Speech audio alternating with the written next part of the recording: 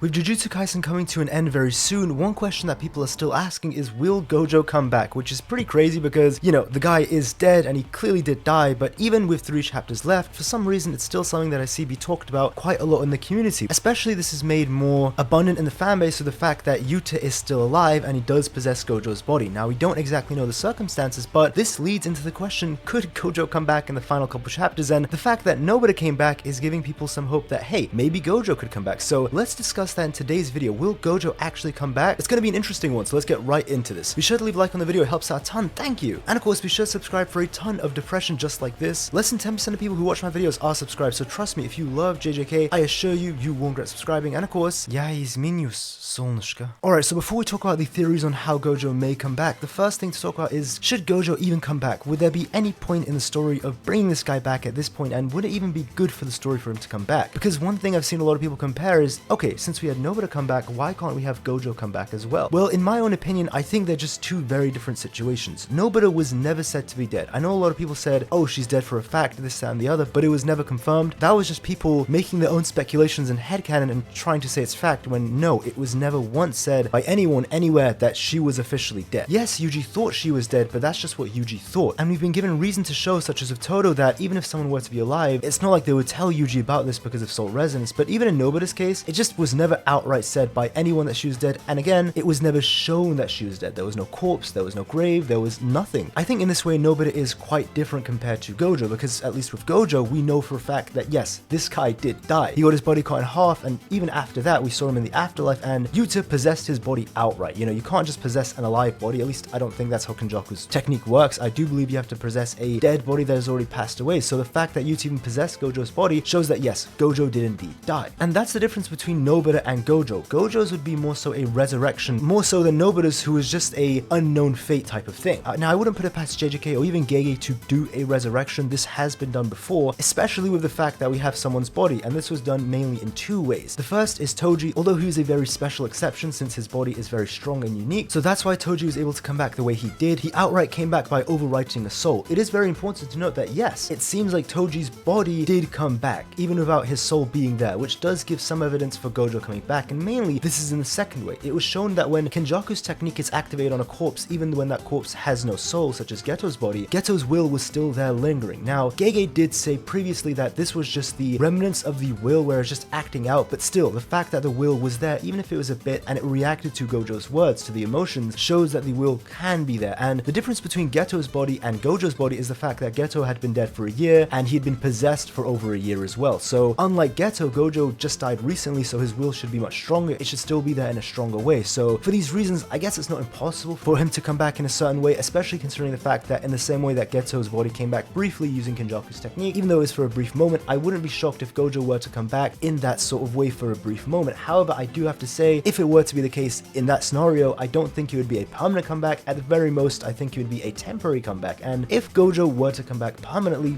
would this even be good for the story at this point? I don't think it's good for the story. Gojo died, he had a very impactful death, it was very great. I mean, I know a lot of people don't like the way Gojo died. I think those are two different things. If you don't like the way Gojo died, fair enough, but I think his death in and of itself was amazing. The whole chapter with him in the afterlife, the goodbye that he got, you know, you were amazing, Satoru Gojo, I'll never forget you for as long as I live. I think his death itself was beautiful. I just think, of course, the way that he went out was a bit anticlimactic, and the whole off-screening of the entire attack, and the way it just was played out, that part is something that I don't like. And often people get those two things confused, where they think they don't like how it ended with the world-ending slash, so for that reason they don't like how the final chapter of Gojo was. I think Gojo's final chapter does hit pretty hard. Now, if Gojo were to come back, we're going to get a lot of people saying that this is Disney Kaisen and this is Mickey Kaisen, right? And I just don't think it serves that much of a purpose. You know, you could even make the same argument with Nobita, but at the very least, I do believe Nobita's return was foreshadowed for years, and especially with the recent Avian video. I mean, I quite literally made multiple videos over the past 2 years saying that she'll come back, and 9 hours before the chapter was released, the leaks that Nobita does come back, I made a video saying this is why Nobita is going to come back for a fact, and she came back 9 hours after in those leaks. So at least with that, I always thought that that was something that was foreshadowed, and it was meant to be, and it did have a purpose with her hitting the resonance in the finger, and more so than anything, it was just a cool moment, especially in the heat of the moment, just getting to see Nobita back at the end and just having her back. I think removing her from the story initially was a big mistake, and that in and of itself, her only being back for the last couple chapters, I also think is a big shame because she's such a great character, and I do think her presence was missed quite a lot during the story. But back to Gojo, right? I just don't see any reason for Gojo to come back, and especially if we're going going in the route of JJK Part 2, but even if we're just going with JJK Part 1, it's just going to leave a poor taste in the mouth to have him just come back after the epic fight he had of Sukuna, you know, the entire themes around Gojo of him giving everything to the next generation and this, that, and the other, and for Gojo to come back, I just think it would go against everything that we sort of established of Gojo and the whole reason for him being here. And again, if it goes into JJK Part 2, I would love to see a story of JJK, a world of JJK without Gojo, where now the heavy hitters are more so have the main responsibility, you know? It's not just, oh, Gojo will resolve everything, it's all going to be up to Gojo, as it always was. I mean, even when the heavy hitters got so powerful, it still was just given to Gojo at the end of the day when it was time to fight Sukuna. It was Gojo goes first, Gojo does everything first, then we try. And it was even the case in Shibuya, for example. No one was going to try anything, it was just Gojo goes in alone and Gojo solo. So I would love to see a JJK world, like I've been saying, without Gojo. How would that story play out? And even the beginning of JJK was sealing Gojo because this guy is too powerful, and not to say that the main cast aren't powerful, it's just clearly there's a different level compared to the main cast and Gojo, and this just boils down more so to writing more than anything, but just resurrecting a character that so clearly died. I just don't think it'd be good for the story. Now, if Gojo just comes back temporarily and he's just briefly back in the body via the Kenjaku method that I mentioned before, I would honestly not mind that at all. I would be completely okay with that, because then it would mean he would die eventually, and it's just the remnants of his will in the body that's more so talking and coming back, and it's a temporary thing. If it's just a temporary thing, I honestly wouldn't mind it. I do believe that even if it was temporary, a lot of people wouldn't like it, but honestly, I don't think it's that big of a deal. I mean, you've seen this happen in a lot of stories, especially mainly shonen stories, where someone temporarily comes back to give some final words or something like that. That would be pretty nice, but even then, I just don't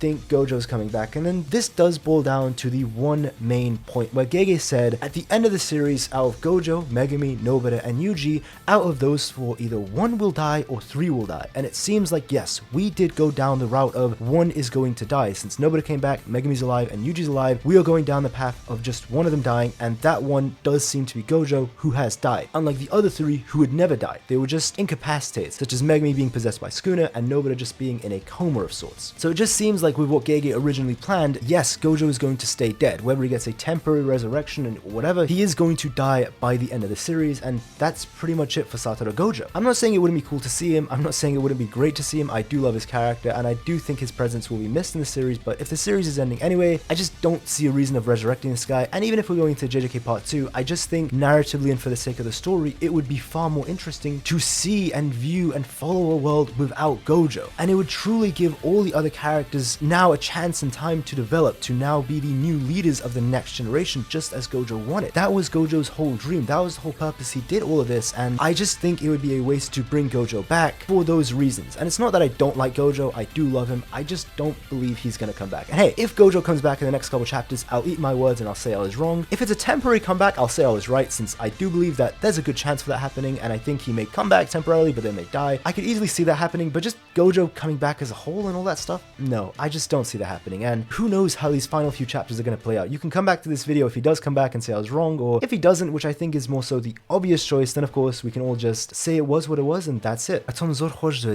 if you did enjoy the video, be sure to leave a like, it helps out a ton, thank you. And of course, if you haven't already, be sure to subscribe for a ton of depression JJK just like this. Like I said in the intro, less than 10% of people who watch my videos are subscribed, so if you love JJK, I promise you, you will not subscribing. And of course, thank you to all the channel members as well, it's always much appreciated guys, but that's all from me. Have a great day and take care. Paka paka.